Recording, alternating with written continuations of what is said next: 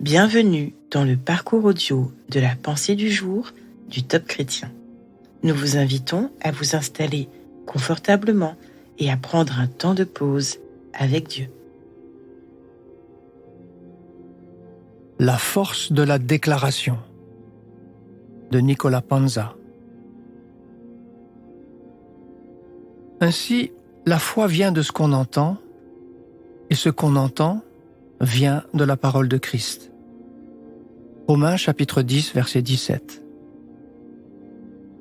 Dans une autre pensée du jour, j'ai évoqué cette fois où je me suis levé trop tard pour avoir un temps avec Dieu avant de partir au travail. En m'habillant, je pensais que je n'aurais jamais assez de temps pour recevoir quelque chose de Dieu. Avant de partir, j'ai quand même entamé la lecture du psaume 23. Et je suis resté bloqué sur le premier verset, car j'ai ressenti que Dieu me demandait de ne pas continuer la lecture. Au lieu de cela, il me demandait de répéter à voix haute les quelques mots que je venais de lire. « Je ne manquerai de rien ». Après avoir répété cette phrase plusieurs fois, j'ai réalisé qu'une confiance inébranlable dans cette vérité avait commencé à naître dans mon cœur. Je n'allais pas manquer de quoi que ce soit dans cette journée. Le fait d'avoir déclaré à voix haute cette parole avait eu un effet insoupçonné. Ce n'était pas de l'autosuggestion, fondée sur la répétition d'une formule, comme la méthode Coué. J'avais simplement déclaré cette promesse que Dieu m'avait faite dans sa parole. Il me rappelait que je ne manquerais de rien. Dans Josué 1, verset 8, Dieu dit à Josué que ce livre de la loi ne s'éloigne point de ta bouche. Il ne lui demandait pas de coller le texte à ses lèvres. Je pense que Dieu disait plutôt à Josué de déclarer les paroles écrites dans ce livre. Aujourd'hui, ce qui pourrait bien changer votre journée, c'est ce que vous allez déclarer. Pourquoi ne pas échanger des paroles de découragement, d'agacement, ou d'autres paroles qui tirent vers le bas pour déclarer les promesses de la Bible? La Bible dit aussi que la foi vient de ce qu'on entend. Et si ce qu'on entend venait de ce que nous disons nous-mêmes?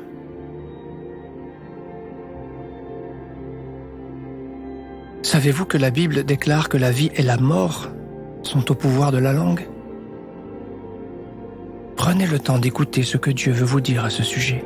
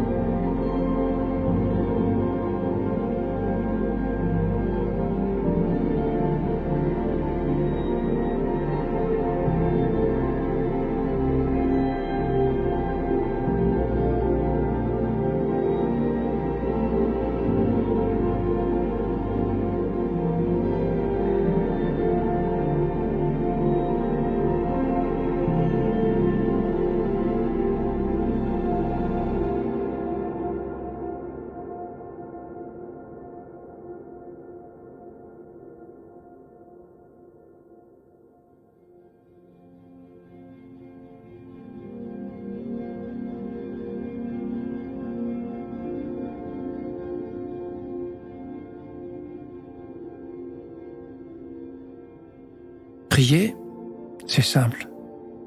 Parlez à Dieu comme vous le feriez avec votre ami le plus proche. Dieu vous aime et il peut tout entendre. Voici un exemple de prière. Père Céleste, tu as créé les cieux et la terre par ta parole. Par cette même parole, tu m'as fait les plus belles promesses. Je veux découvrir le pouvoir de la déclaration de ta parole. Amen.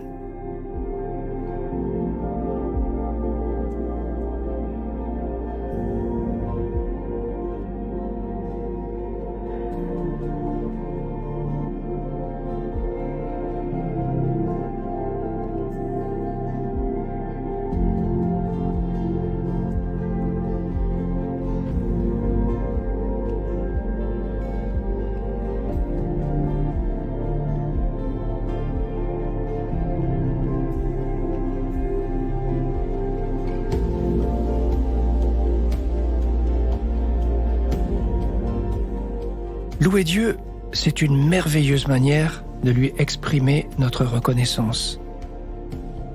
Pourquoi ne pas remercier Dieu pour sa parole, pour toutes ses promesses accomplies et pour toutes celles qui sont en cours de réalisation? Vous pouvez déclarer que vous le bénissez pour sa fidélité à sa parole.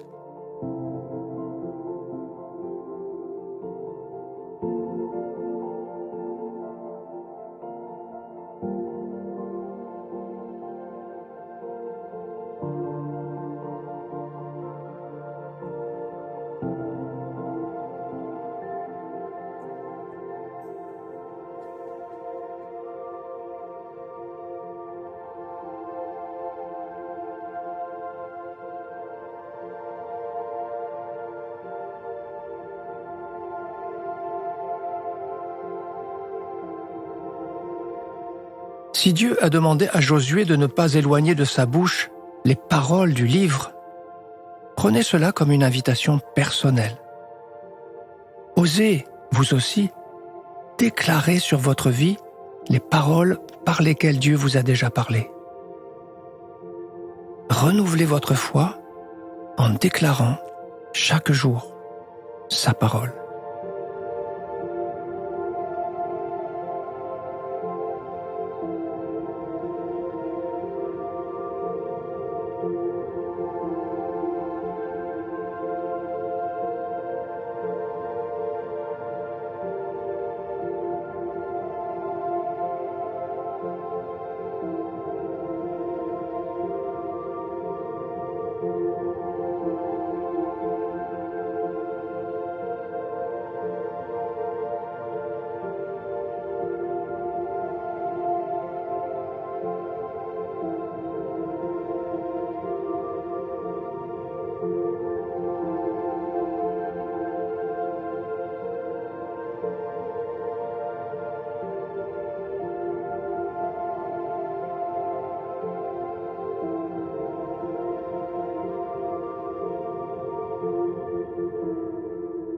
Notre parcours du jour se termine.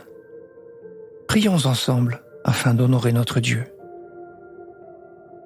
Merci, mon Père, pour la puissance de ta parole dans ma vie. À toi soit le règne, la puissance et la gloire. Amen.